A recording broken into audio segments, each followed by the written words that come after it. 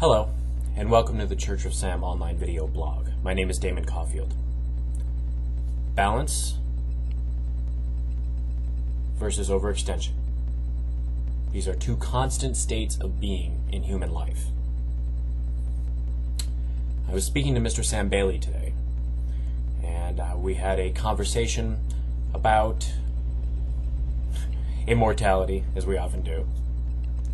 And I asked him, Sam, what is the most important lesson that you have learned in your life, in your hundreds of years of immortality, with all of your experiences? I tried to focus it down into a nutshell. And he said balance versus overextension.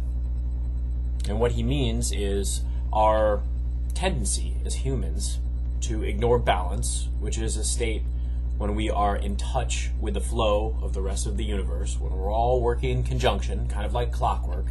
Basically those times when you know something is right for you, and you do it. Or you see that something is bad for you, and maybe you want to ignore it.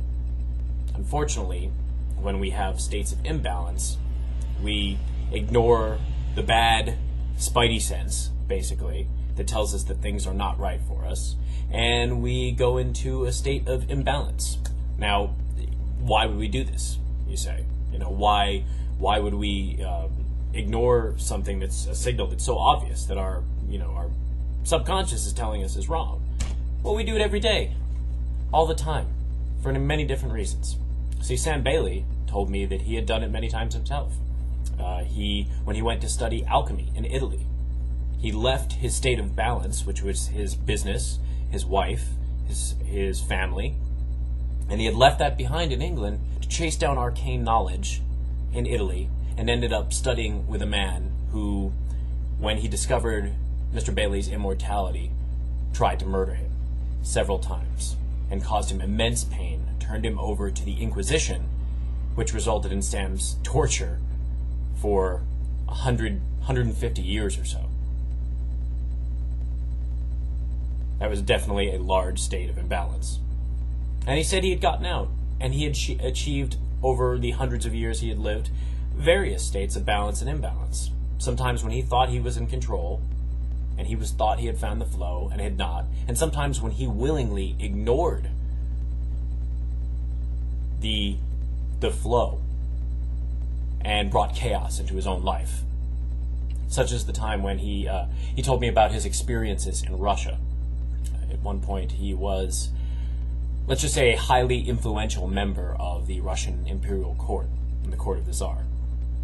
And Mr. Bailey caused a bit of chaos there at the time. And I said, why? Why would you cause this imbalance? Why would you do this to people around you and yourself? And he was angry. Generally, he was angry at God. And that anger caused an immense state of imbalance in himself, and eventually in all of Russia and Europe, and later the world, for decades.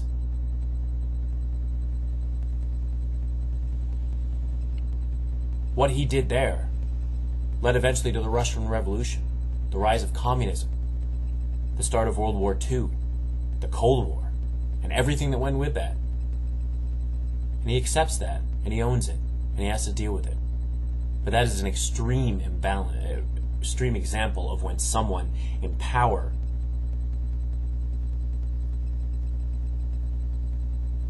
embraces imbalance.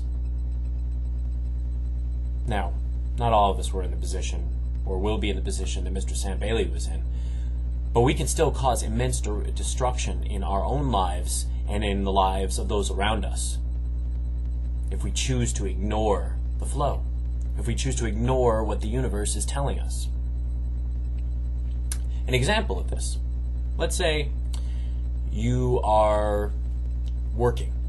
You're working on a project at work. You're working very, very, very hard. And sometimes there are times when we have to put more effort into something. And you'll know when those times are, because you will accomplish great amounts of work with very little energy put in. It'll almost be like play.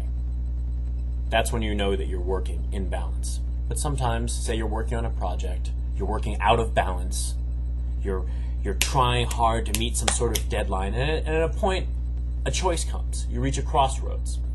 You could take a rest. You could take a rest for maybe a couple of hours, take a nap, sit down, have something good to eat for yourself, have a nice dinner, or you could forge ahead eating, say, Doritos and soda at your computer. Keep working on that presentation that you have to have ready for tomorrow, and throw yourself completely out of balance. You've missed dinner, you've eaten junk food, you haven't rested, you've stayed up all night, and you spent all night working on this presentation. What happens when you get in there? You get into work tomorrow morning, you have your presentation that you lost sleep, lost food, you probably skipped breakfast and had a cup of coffee and came into work. And what do you have now? Chaos. And that presentation goes terrible because you are tired, you are overworked, you have been eating unhealthy food, and you're generally a mess. Now, if you'd rewound that and taken a chance to get yourself in balance, then everything might have gone differently. Take a couple hours rest. Take yourself a nap. Meditate. Get up. Spend the next hour eating a good dinner. You could probably accomplish what it took you all night to do in, say, 3 more hours or so, thus getting some more rest, getting up, not being so rushed, eating some breakfast, going into work, healthy, sharp, and ready to go. That's a problem with Western culture, especially American culture. There's also hints of it over in Japan as well. But this notion that we have to break our backs and that accomplishing our goals is worth our own destruction. But what good is accomplishing our goals if we can't enjoy it? Are the goal the only end? And that's it? We're not needed after that? No, that's not true at all. Yet we live a lot of our work as Americans and as humankind in general as that the work is at the end. Our whole purpose in life is to kill ourselves in order to accomplish some minuscule little project. And you keep doing that, and you keep doing that, and you keep doing that, and eventually your body's going to break down. You're going to cause chaos in yourself, in your family life, in your marriage, in your friendships, wherever.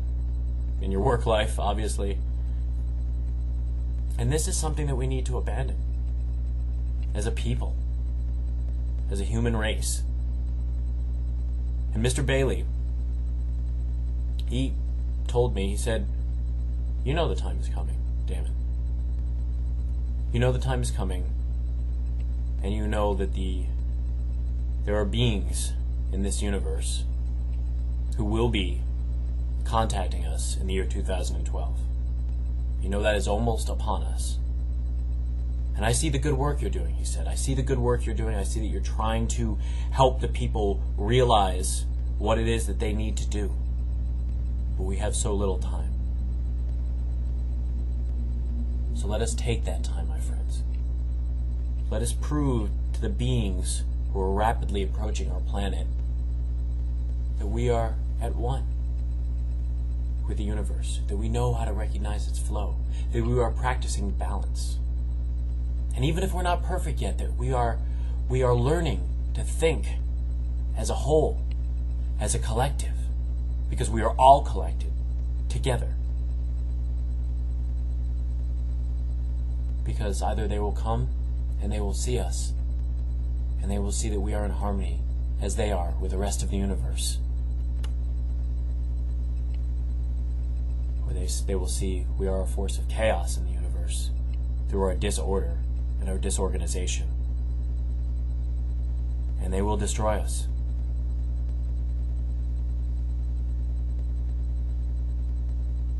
They will remove that imbalance.